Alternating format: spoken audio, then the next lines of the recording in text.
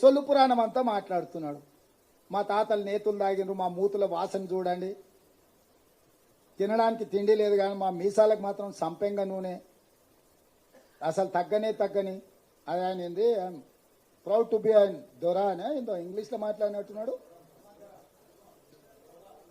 వెలమ దొరగా ఉండడానికి ఆయన గొప్పగా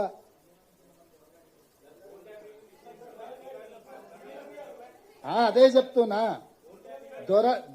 దొరలని పిలుస్తుర్రు కాబట్టి బండకేసి కొట్టిర్రు, ఇంకా కూడా బల్పు తగ్గలే. మంచిది, అట్లనే కానీ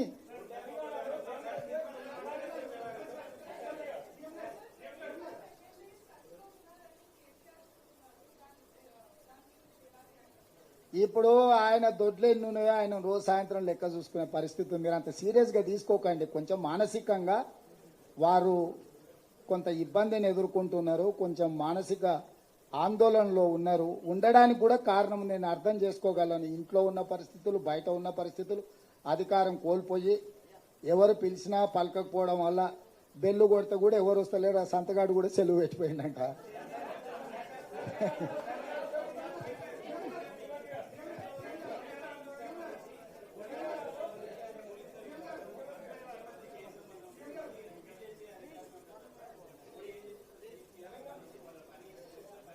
నాకు తెలియదు, ఇంకా దాని మీద పూర్తి వివరాలు నేను తీసుకోలేదు.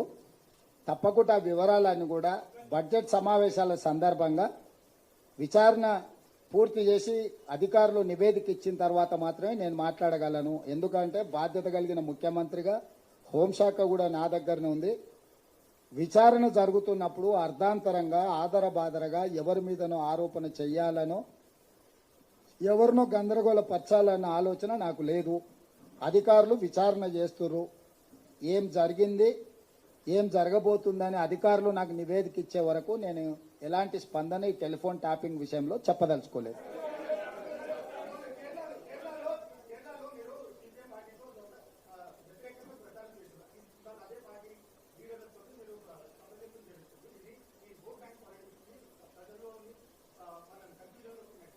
రాహుల్, ఈ దేశం యూనియన్ ఆఫ్ స్టేట్స్ నీకు తెలుసు కదా, వివిధ రాష్ట్రాలతో కూడుకున్న సమూహమే భారతదేశము. మరి వివిధ రాష్ట్రాలలో పార్టీకి వివిధ విధానాలు ఉంటాయి. అందుకే రాష్ట్ర శాఖ అధ్యక్షులు ఉంటారు కదా, దాని ప్రకారమే పనిచేస్తున్నా నేను.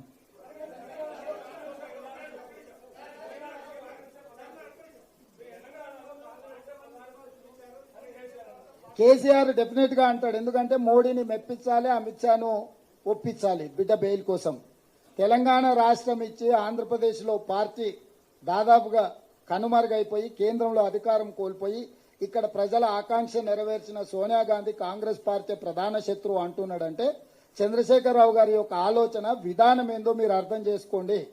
ఈ రోజు ఆయన ఎంతసేపు ఉన్నా రావణాసురుడు తపస్సు చేసి ప్రత్యక్షం చేసుకున్నట్టు ఈ రోజు ఆయన ఎంతసేపు ఉన్నా అమిత్ షా మోడీని ప్రత్యక్షం చేసుకోవడానికి తపస్సు చేస్తున్నాడు. కాంగ్రెస్ను విమర్శిస్తేనో కాంగ్రెస్కు వ్యతిరేకంగా పనిచేస్తేనో వాళ్ళు ప్రత్యక్షమవుతారని ఆయన ఒక ఆలోచనతోని కాంగ్రెస్ పార్టీని తిడుతున్నాడు.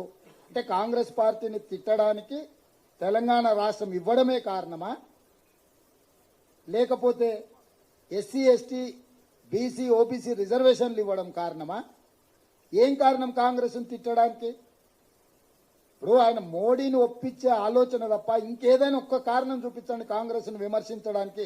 10 సంవత్సరాలు వైఫల్యం చెందిన ప్రధానమంత్రి, దగా చేసిన ప్రధానమంత్రి, దేశాన్ని అప్పుల ఊబిలో ముంచేసిన ప్రధానమంత్రి నరేంద్ర మోడీ గారు అక్కడుంటే ఆయన గురించి మాట్లాడకుండా 100 రోజుల్లో 5 గ్యారెంటీలను అమలు చేసి 30,000 ఉద్యోగాలు ఇచ్చి బీసీ జనాభా లెక్కలు పెట్టి మెగా డిఎస్సి నోటిఫికేషన్ ఇచ్చి పబ్లిక్ సర్వీస్ కమిషన్లో గ్రూప్ 1 ఉద్యోగాలు 564 నోటిఫికేషన్ ఇచ్చి ఇన్ని సమూలమైన మార్పులు తీసుకొచ్చి ఈరోజు వరి మొత్తం 7,000 చిల్లర కొనుగోలు కేంద్రాలు తెరిచి రైతులు పండించిన ప్రతి చివరి గింజ వరకు కొనుగోలు చేస్తున్న మమ్మల్ని ఈరోజు చంద్రశేఖరరావు గారు విమర్శిస్తున్నాడంటే అసలు ఆయన ఏ రకమైన వైఖరులు ఉన్నాడో ఆయన మానసిక స్థితిని మీరు అర్థం చేసుకోండి.